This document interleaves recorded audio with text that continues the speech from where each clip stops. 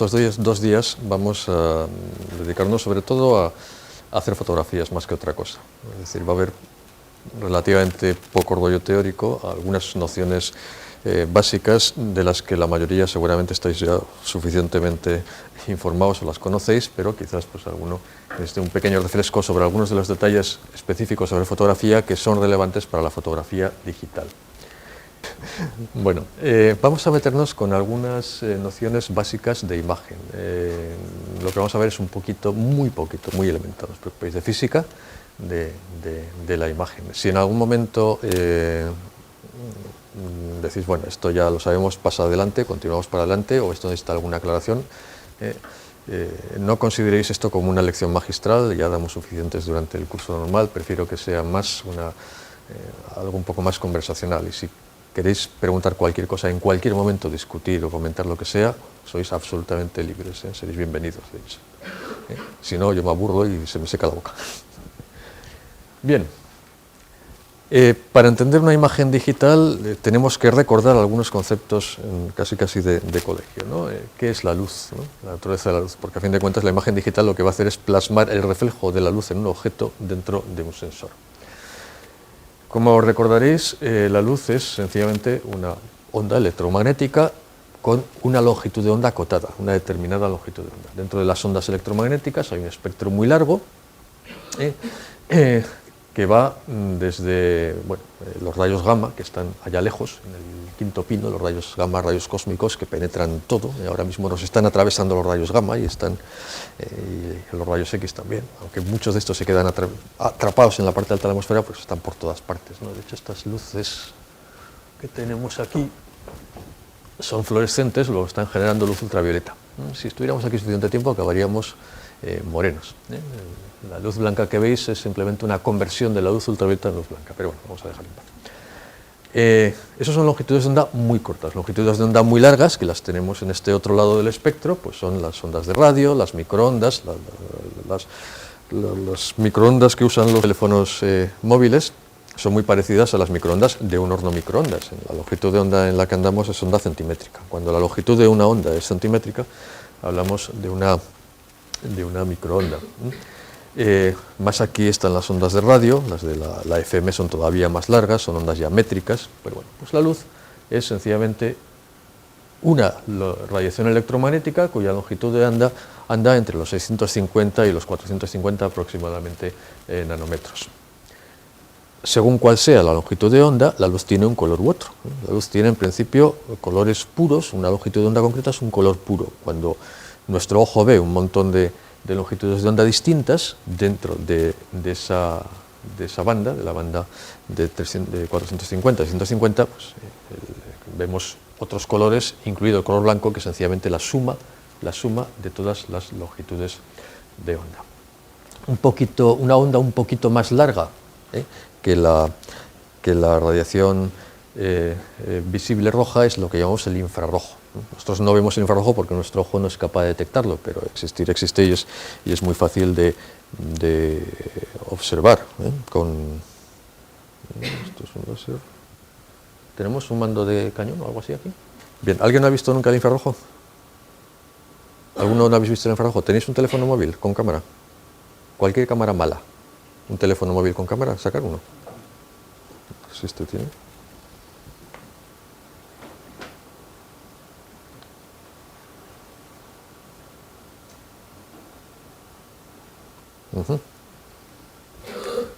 Enchufar la cámara.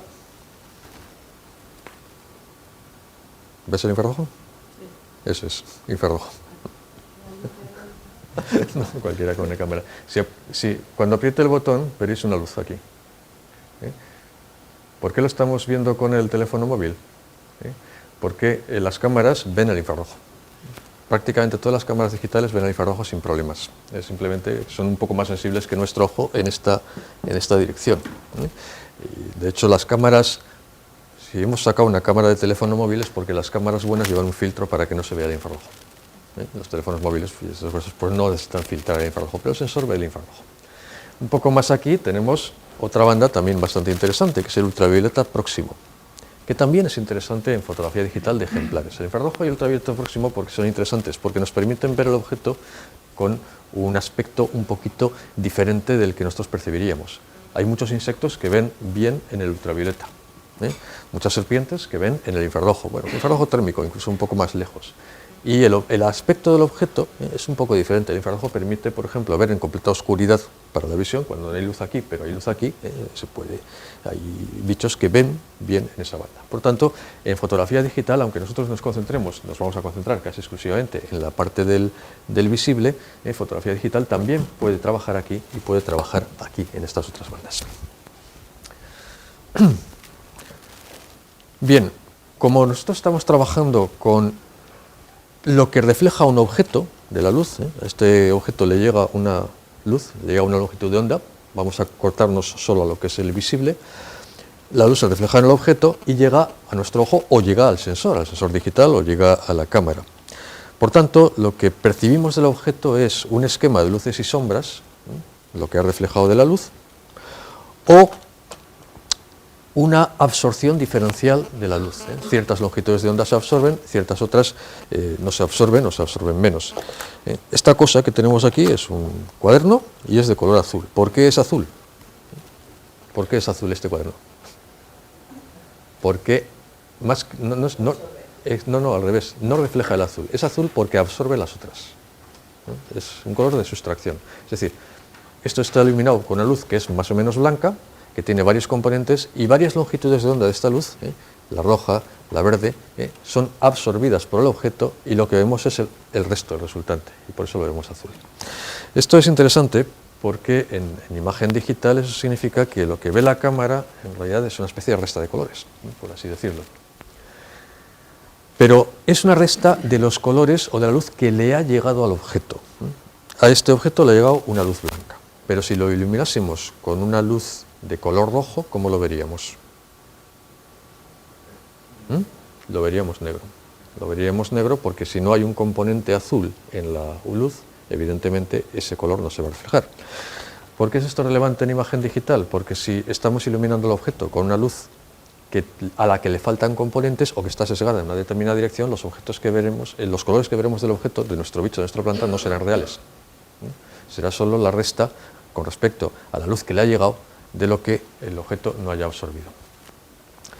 La luz blanca, por otra parte, no hay un blanco, hay millones de blancos. Los blancos son simplemente una suma de longitudes de onda a lo largo de la banda del visible, pero esa suma puede estar sesgada, puede tener más componente rojo, más componente verde, más componente azul, y a esto le llamamos temperatura de color.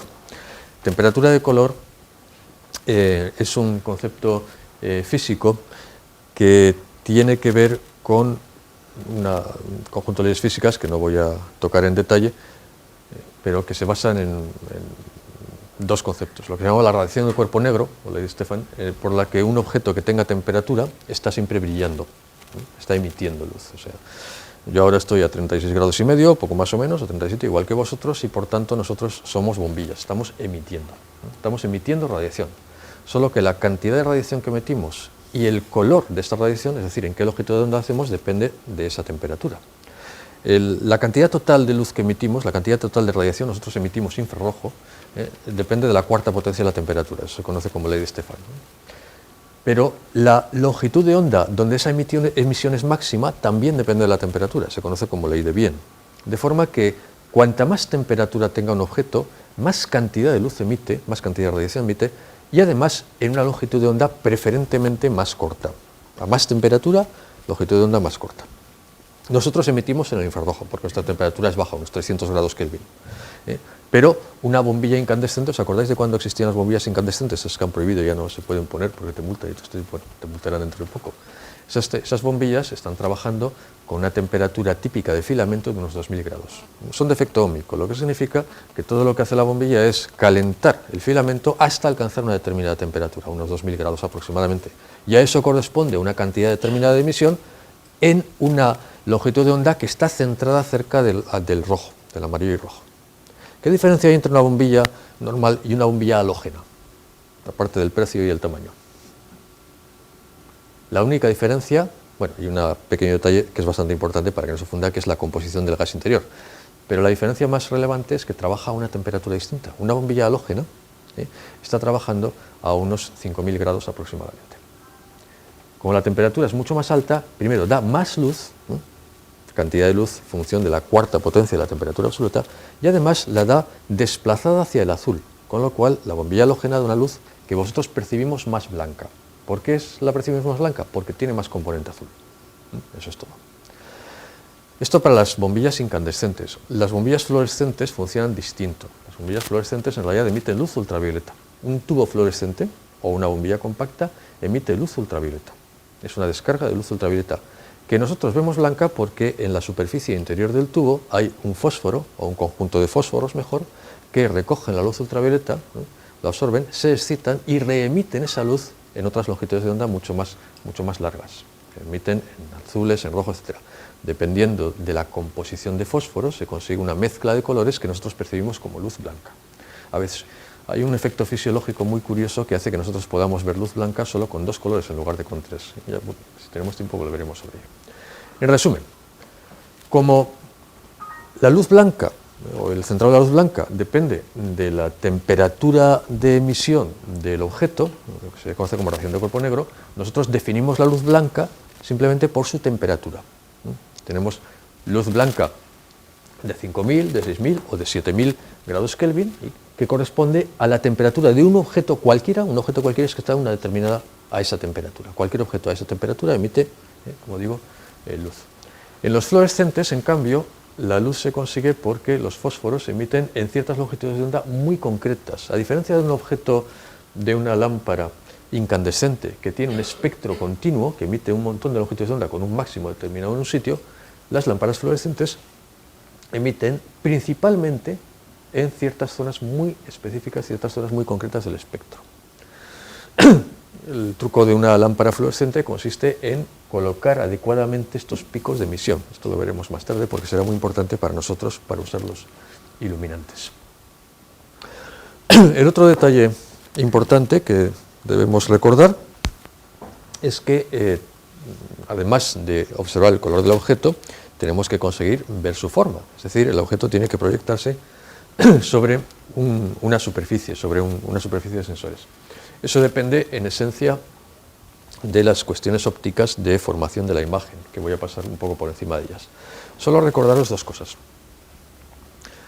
En cualquier medio material, el aire, el agua, el vidrio, la luz, cuando avanza y llega a un cambio de fase, es decir, pasa, por ejemplo, del aire al agua o del aire al vidrio, la dirección de la transmisión de la luz cambia.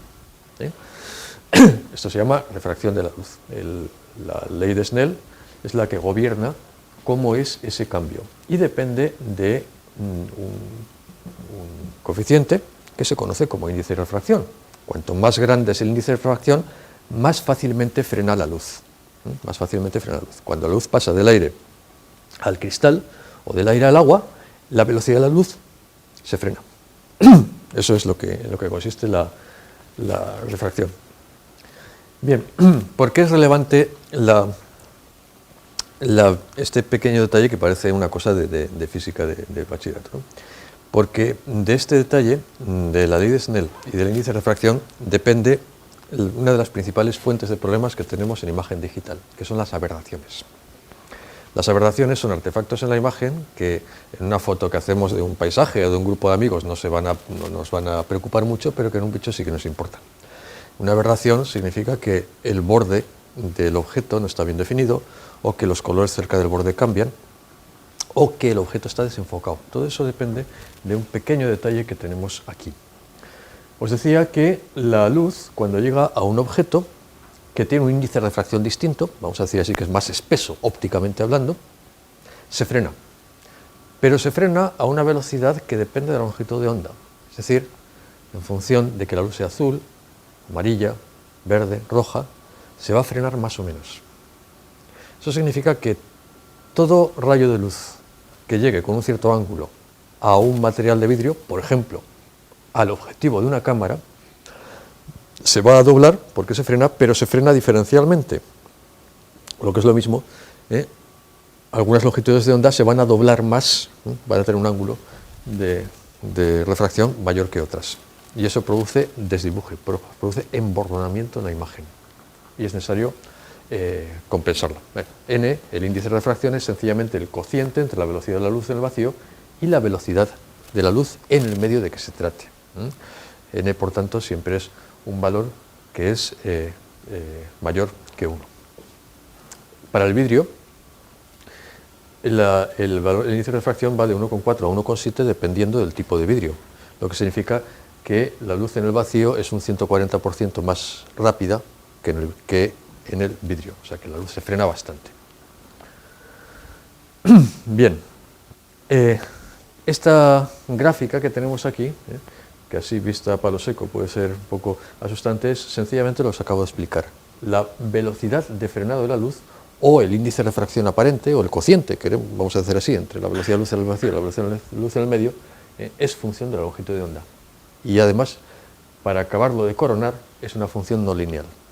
No es una función lineal, por tanto es, digamos, más difícil de tratar desde el punto de vista matemático. Esto Newton ya lo sabía, que es el que hizo el famoso experimento del prisma, ¿no? Nosotros metemos un prisma, entramos la luz blanca y se descompone en diferentes longitudes de onda, sencillamente porque se han frenado a diferente velocidad. Se ha frenado más o menos. Bien, como prácticamente todas las imágenes que hagamos van a pasar por una lente, la forma en que se genera esa imagen depende de las leyes de la óptica y en especial de la ecuación de Gauss. Un objeto que tengamos en el infinito y cuya imagen pase por una lente de tipo convexo, se convertirá en una imagen virtual en el punto focal. Esta distancia es lo que llamamos la distancia focal. Análogamente, un objeto que no esté en el infinito, sino que esté en el punto focal de la lente, formará una imagen atrás en el infinito. Las focales de las ópticas, las focales de una cámara, representan simplemente dónde está su punto focal. El problema que hay con las focales es que todas las lentes no son lentes ideales, sino que tienen un determinado espesor. No hay una lente perfecta que sea totalmente plana y que, por tanto, todos los rayos que le llegan de luz en cualquier posición de la lente acaben enfocados en un único punto. Eso no existe. Todas las lentes tienen un determinado espesor y, por tanto, en función de qué parte de la imagen esté viendo la lente, de si esa parte de la imagen corresponde al centro de la imagen o corresponde al borde de la imagen, el punto focal está en un sitio o en otro. Tenemos un foco paraxial, que es el área, o el tramo, mejor dicho, donde se enfoca la imagen que quede cerca del centro, y un foco marginal que responde a los rayos que estén cerca del borde de la imagen. Eso significa que cualquier cámara o cualquier aparato óptico que esté intentando enfocar una imagen no puede enfocarlo sobre un punto infinitesimal, que sería lo idóneo del punto de imagen o el plano de imagen, sino que existe toda una zona que se llama zona de confusión, en la que alguna parte de la imagen está correctamente enfocada. Se puede encontrar una zona dentro de la zona de confusión donde la confusión es mínima, es decir, donde las confusiones del foco paraxial y del foco marginal están más o menos compensadas. A esta zona la llamamos plano de mínima confusión y es donde normalmente estará el sensor. Si esto es el objetivo de la cámara, el objeto está allá, el sensor estará en el plano de mínima confusión, lo cual da la máxima nitidez posible de la imagen. La máxima nitidez posible de la imagen. Claro, ¿qué se puede hacer para conseguir que la imagen sea lo más nítida posible? Esto los fotógrafos lo sabéis perfectamente. ¿Cómo conseguimos más nitidez de una imagen? Cerrando el diafragma. ¿Qué es lo que hacemos al cerrar el diafragma? Reducir el plano de confusión simplemente reduciendo el foco paraxial, perdón, el foco marginal. De lo que se trata es de que la mayor cantidad posible de la imagen esté entrando por cercana al foco paraxial. Así, si tenemos una imagen entrando por toda la lente, tenemos un plano de confusión relativamente grande, pero si estrechamos la apertura de la lente, entonces el plano de confusión es bastante más pequeño. La profundidad de foco, es decir, el punto en el que nosotros podemos conseguir una nitidez más o menos aceptable, va a depender precisamente de lo que podamos estrechar la entrada de imagen a la cámara, de lo que cerremos el diafragma. A mayor cierre de diafragma, normalmente podemos conseguir que haya menos foco, menos confusión, porque haya menos foco marginal. Sin embargo, estrechar la cantidad de luz que entra a la cámara tiene una desventaja, y es que está entrando menos luz, y por tanto la sensibilidad del sensor o la sensibilidad de la película pues se ve comprometida. Si entran pocos fotones, igual no impresionan la película o no excitan el sensor. Por tanto, hay que buscar un equilibrio, todos los fotógrafos lo sabéis perfectamente, un equilibrio entre una determinada apertura y una determinada cantidad de luz. El truco más sencillo posible, ¿cuál es para compensar esto? Os lo imagináis inmediatamente, ¿no? ¿Qué es lo que podemos hacer para conseguir las mejores condiciones posibles? Y esto vale también para foto digital, ¿eh? Iluminar todo lo posible el objeto. Cuanto mejor iluminemos el objeto, más podemos cerrar el diafragma. ¿Podemos cerrar el diafragma del todo? No. ¿Por qué no podemos cerrar el diafragma del todo? Primero, porque no se vería nada. Pero segundo, porque hay un otro efecto con el que tenemos que contar, que es la difracción. Si cerramos mucho el diafragma, comienza a aparecer un artefacto, debido a los bordes del propio diafragma, que es la difracción, que también nos vuelve a desdibujar el objeto. Por tanto, nosotros decimos, sí, vamos a cerrar el diafragma, pero todos los fotógrafos sabéis perfectamente que si cerráis el diafragma más allá de una f11, poco más o menos, empieza a perderse nitidez. El diafragma está demasiado cerrado y empieza a aparecer difracción. Bueno, perdón, el otro problema que tenemos, lo he mencionado antes, tiene que ver con ese frenado diferencial de la luz en función de la longitud de onda. Como diferentes longitudes de onda se frenan de forma distinta, cuando se dobla el rayo de luz de imagen para formarse su punto focal, el punto focal se forma en diferente lugar en función de la longitud de onda. Y esto pasa para todas las lentes.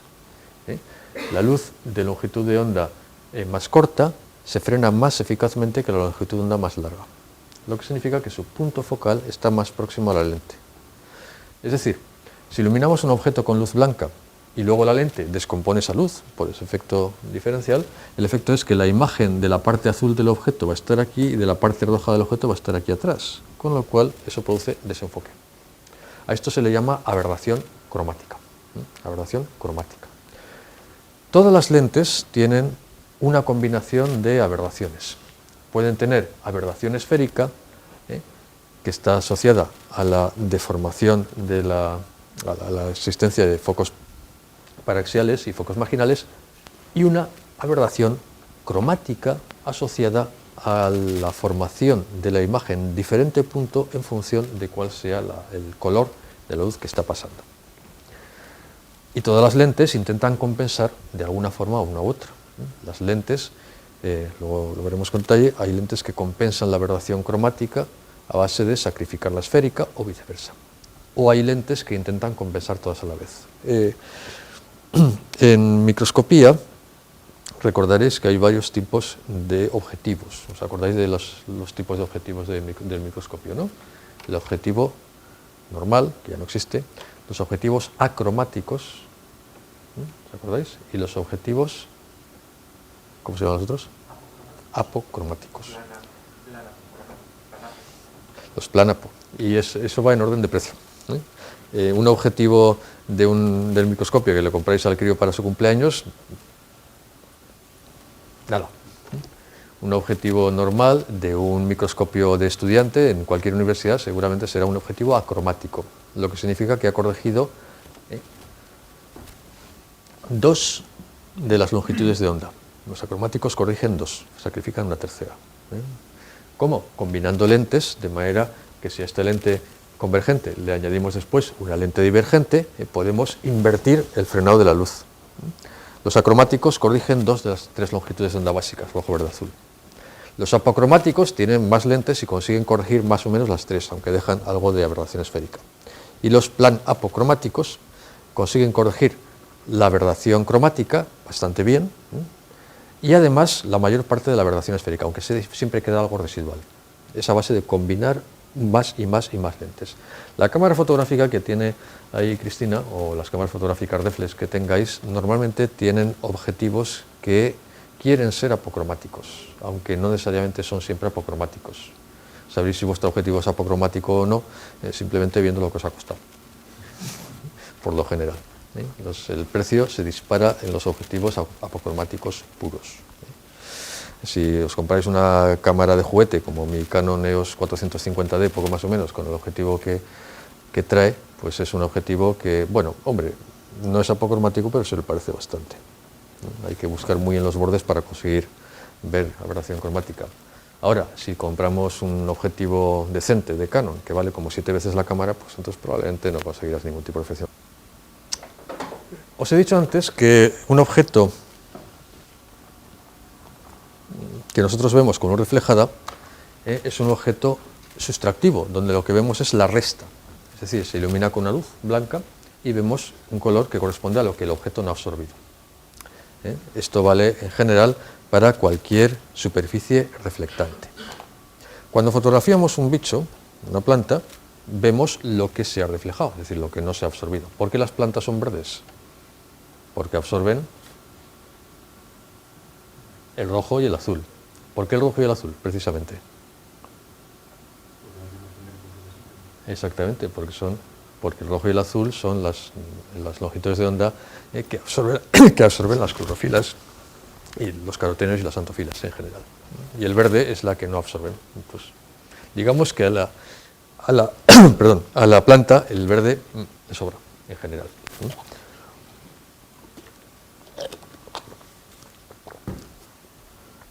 ¿Para qué hacemos una foto digital? Nosotros hacemos una foto digital para tener una imagen de ese organismo que después podamos utilizar. ¿Y para qué la vamos a utilizar? Bueno, podemos usarla para trabajar sobre ella, lo que significará por lo general que la veremos en una pantalla de ordenador. O podremos usarla para imprimirla en una publicación en color. Claro, esto supone una diferencia bastante relevante. La pantalla del ordenador, esta, usa colores aditivos. Nosotros lo que vemos aquí no es la luz que se refleja, es la luz que se emite con un determinado color. Más o menos, porque en realidad la pantalla lo que tiene es un fluorescente blanco detrás y una serie de filtros delante, de manera que deja pasar del componente blanco, deja pasar azul, rojo, verde, lo que sea. Pero a efectos prácticos lo que nuestro ojo ve es un rayo de color azul, un rayo de color blanco, un rayo de color rojo, cada uno de ellos en un píxel, un conjunto de píxeles, y nosotros lo que hacemos es, el color que estamos percibiendo es la suma de esos rayos, la suma de esos rayos. Por así decirlo, al ojo le llega una información sustraída, pero el ojo lo que hace es sumarla. Una pantalla de ordenador, donde vamos a ver nuestra imagen digital, es un sistema de color aditivo, no es un sistema de color sustractivo. A ese color aditivo se le conoce generalmente como color RGB, por los 3 componentes básicos del color aditivo, el rojo, el verde y el azul. En cambio, el color que nosotros debemos utilizar para crear una imagen que después vaya a ser iluminada con luz blanca y se vaya a reflejar, una imagen en papel, color para una imagen que vayamos a imprimir, o una foto normal, de las de fotografía de las de antes, es un color siempre sustractivo y no lo podemos crear de forma que la foto saque rayos de luz hacia nosotros. No puede, la foto solo puede reflejar la luz blanca. Bueno, los marcos estos digitales en realidad sí que emiten luz, pero es otra guerra, ¿no? Con lo cual tenemos que tirar de colores sustractivos. Los colores sustractivos se conocen como esquema CMYK, cian, magenta, amarillo y negro. Son cuatricrómicos. Es decir, nosotros usamos 4 tintas, una tinta cian, que es una especie de azul, un poco azul verdoso, magenta, que es un rojo rosáceo, amarillo y negro, para conseguir el color, el esquema de color que queramos. Este es el cian, el magenta, el amarillo. Cuando combinamos cian con magenta en sustractivo nos sale verde, cuando combinamos magenta y amarillo en sustractivo nos sale rojo.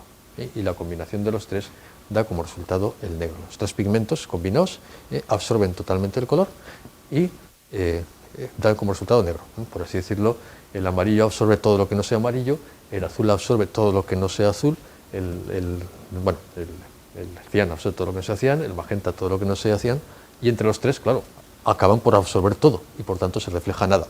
En el color aditivo funciona al revés. El azul solo emite el componente azul, el B. El rojo solo emite el componente rojo, el R.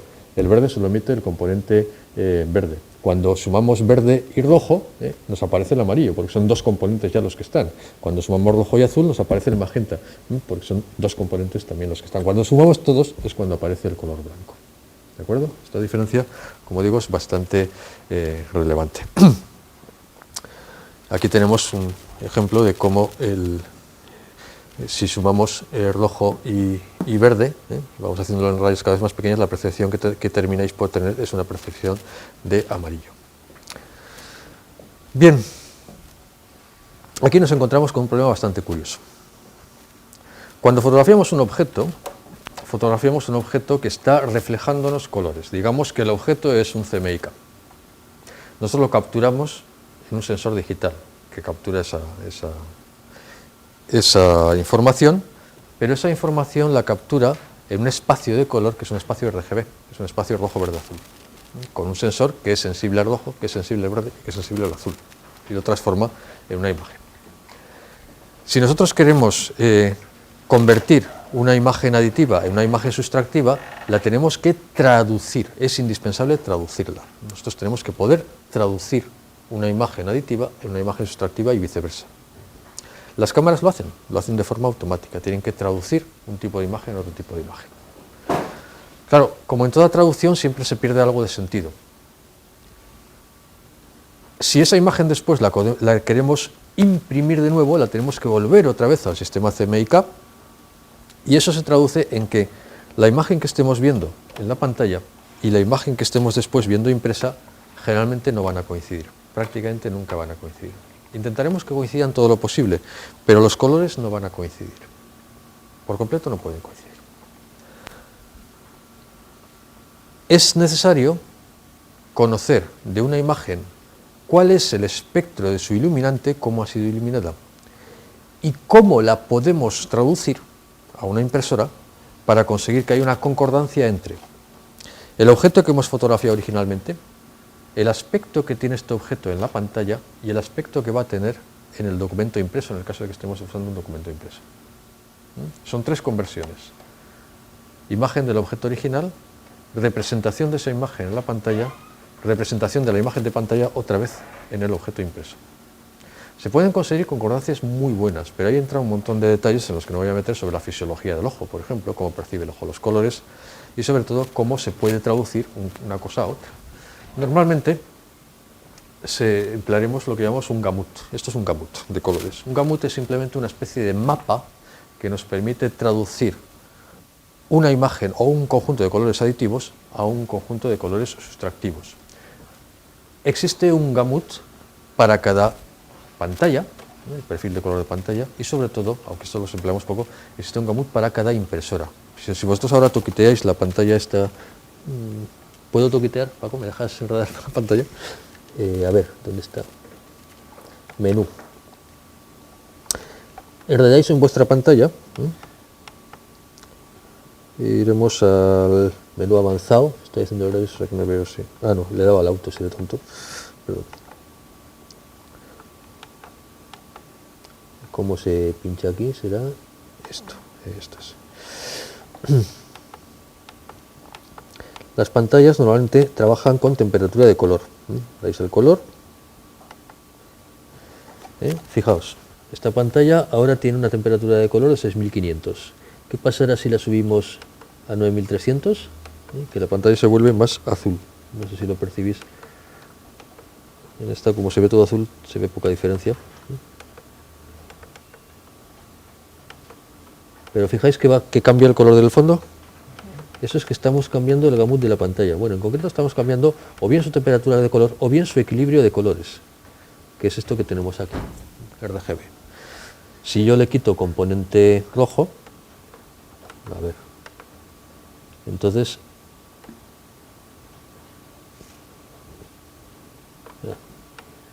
se nota aquí debajo, pero aquí arriba no lo vais a notar porque es componente azul. Bueno, voy a quitar el componente azul, que es más fácil porque es un fondo Windows que es completamente, por tanto, azul puro.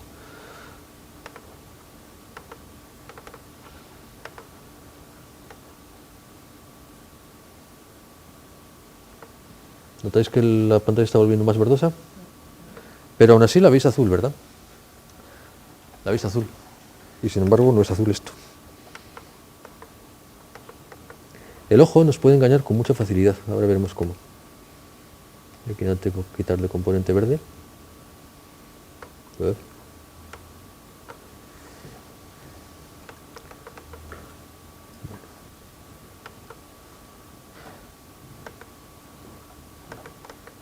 Tu padre, perdón. Bien. Quiero quitar esto en medio, pero no puedo. Bueno, ¿veis la parte de debajo? ¿Es blanco? No, pero lo parece, ¿verdad? En realidad no tiene absolutamente nada de blanco. Vamos a verlo aquí.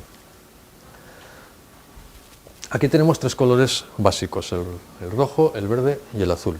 ¿De qué color es la parte esta central que tenemos aquí? Es blanca, efectivamente. En realidad es exactamente igual que el resto del fondo.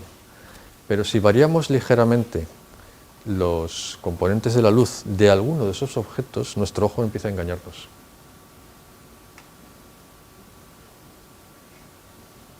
¿Qué veis ahí?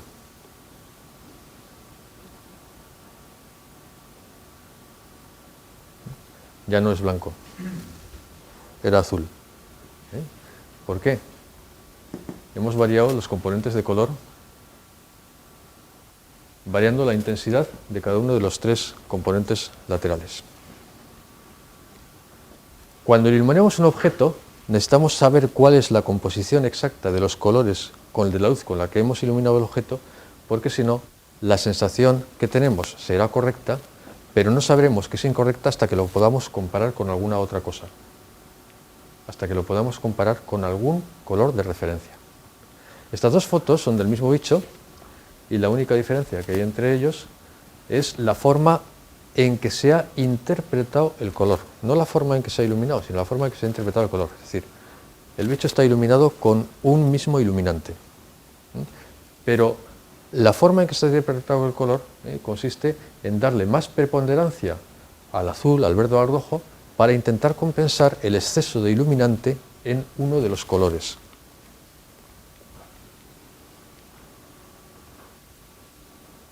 Cuando colocamos la cámara en modo automático, el resultado es este. Si compensamos diciéndole a la cámara, la luz que he empleado es una luz que tiene un exceso de azul, entonces el resultado es este otro. ¿Cuál de los dos es más real para vosotros? ¿El de la izquierda o el de la derecha? ¿Quién opina que es más realista el de la derecha? Tú. ¿Quién opina que es más realista el de la izquierda? Todos los demás. O casi todos los demás. Los dos son falsos. Los dos son falsos. Porque no están correctamente compensados. Fijaos en los esquemas de aquí abajo, ¿vale? Esto es lo que al final nos puede permitir saber si el color es real o no. Esto es una plantilla de referencia. Estas plantillas de referencia nosotros las empleamos mucho para poder comparar los colores del objeto con el color que debería ser o que deberíamos percibir. Prácticamente siempre que hacemos una foto digital no podemos estar, en principio, salvo que hayamos tomado una serie de precauciones, seguros de si estamos recogiendo el color real del objeto o no, porque nuestro ojo, como digo, nos puede engañar con muchísima facilidad. Sin embargo, si nosotros queremos recoger cuál es la cantidad de luz o el color real del objeto, no nos queda más remedio, por lo general, que utilizar algún tipo de referencia conocida. Entonces, para poder fotografiar en color correctamente y poder garantizar que el color de lo que estamos presentando es el color del objeto, es normalmente necesario utilizar algún tipo de referencia que sepamos exactamente qué respuesta tiene. ¿Sí? En fotografía submarina esto es particularmente relevante. Como todos sabéis, en la fotografía submarina tenemos un problema. La luz se absorbe de forma diferencial en el agua en función un poco de la turbidez del agua, pero se absorbe de manera diferencial. El rojo se pierde rápidamente y la luz que va entrando cada vez más profundamente es una luz progresivamente más podada de color hasta que la luz verde azulada, que es la que más penetra, pues llega hasta Se puede decir que en condiciones normales unos 100 metros de profundidad es el límite de penetración del agua de la iluminación. Pero claro, como la luz roja se pierde en los primeros metros, cualquier objeto que sea de color rojo y que sea iluminado por el sol, aunque sea rojo, no se ve. Cuando estáis buceando, si vuestro colega lleva una cosa de color rojo, un traje de buceo de color rojo, al cabo de unos pocos metros, estás a 20 metros y lo estás viendo de color amarillo verdoso. Hasta que sacas la linterna y lo iluminas y lo vuelves a ver rojo. Cuando estás mirando los colores, estás en una pared de roca o lo que sea, estás viendo todos los bichos que hay, pues todos los bichos son de color amarillo verdoso hasta que los iluminas. Y cuando los iluminas, cuando devuelven los colores. Claro, en la fotografía submarina esto es particularmente relevante entonces porque el color que vas a ver es extremadamente dependiente de la naturaleza de la luz que estés empleando con él. No puedes depender de una luz conocida, de una luz pronosticable como la luz solar, porque en cuanto empiezas a bajar, esa luz solar desaparece. Puede desaparecer de una manera más o menos predecible, pero que sabes que rápidamente se pierden componentes del espectro. Es necesario reiluminar el objeto con un iluminante. Y los iluminantes submarinos, claro, están sujetos a todo lo que hemos visto antes acerca de su temperatura de color. Si usamos un halógeno, tenemos que saber cuál es la temperatura del halógeno. Pero estamos exactamente en el mismo problema que el color. Si yo tengo un objeto submarino a esta distancia y lo estoy iluminando desde aquí, para cuando la luz sale de aquí y llega al objeto, ya ha perdido algo del componente. En una foto artística esto no se va a notar, no va a ser relevante. Esto lo vamos a seguir percibiendo rojo.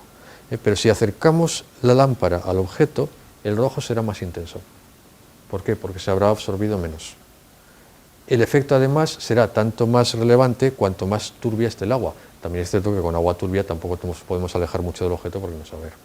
Cuando estáis trabajando en fotografía submarina, en fotografía en rango próximo, digamos medio metro, la diferencia de color es imperceptible. Iluminas y el aspecto que va a tener el objeto va a ser el mismo que si lo estuvieras fotografiando en el estudio con ese mismo iluminante. Pero en cuanto te alejas más allá de unos 2-3 metros del objeto, el efecto es sumamente perceptible, muy perceptible. Es decir, si estamos fotografiando una única gorgonia y la estamos fotografiando a medio metro de distancia, el iluminante que estemos empleando le va a dar a la gorgonia un aspecto bastante verosímil. Pero si estamos fotografiando un campo de gorgonias, esas gorgonias casi siempre van a estar más verdes de lo normal. Esto, si has hecho fotografía submarina, seguramente lo habrás notado, lo habrás percibido. Es así. En fotografía submarina, la mayor parte de las lámparas de iluminación son de tipo halógeno. No sé yo si están muy extendidas las lámparas de tipo fluorescente, creo que no, ¿no? Yo creo que son casi todas halógenas y la batería dura comparativamente poco. Y por tanto, la luz que puedes predecir cómo sale la luz, la temperatura de la luz del color de luz es el blanco de 5000 Kelvin aproximadamente, pero es más difícil predecir cómo va a llegar al objeto. Y además hay que tener en cuenta que si hacemos un cálculo de extinción de luz por distancias, la distancia que tenemos que tener en cuenta siempre es el doble. Luz saliendo hacia el objeto y luz volviendo hacia la cámara. Es decir, que si sabemos, por ejemplo, que el 50% de la luz roja en unas condiciones normales en Mediterráneo, en las islas, por ejemplo, el 50% de la luz roja se ha caído en los primeros 6 metros, si estamos fotografiando un objeto a 3 metros, en realidad está devolviendo la mitad del componente rojo a nuestra cámara. Entonces, ese tipo de cálculos pues, los podemos hacer in situ. Pero el ojo humano es capaz de ver colores rojos donde no los hay. Hay un efecto fisiológico que te permite ver colores que en realidad no están registrándose en la cámara porque no están allí. El ojo humano puede funcionar de forma bicrómica. El ojo de las mujeres, por cierto, es cuatricrómico, según la teoría actual. Las mujeres veis un color más que los hombres, o un componente más, es lo que dicen las teorías de color actuales. No me preguntéis si es verdad o no, pero las teorías dicen eso. Todos los hombres somos tricrómicos, en principio. Tened en cuenta que la tricromía es una característica muy exclusiva de los primates. En muy pocos animales ven en tricromía, muy pocos. Los primates podemos ver tricrómicamente, tenemos un espectro de visión de colores mucho más grande que el de la mayoría de los vertebrados. Un perro, por ejemplo, es daltónico puro. Un toro también. El toro, la capa le da igual que sea roja o que sea amarilla, es indistinto. La ve más o menos del mismo color. Las aves son cuatricrómicas, las aves rapaces sobre todo son cuatricrómicas, ven una combinación de 4 colores, uno de los cuales nosotros no podemos ver, está cerca de la banda ultravioleta. Y según la teoría, en el doble X existe la capacidad para algunas mujeres de ver un color más. Supongo que esa es la razón por la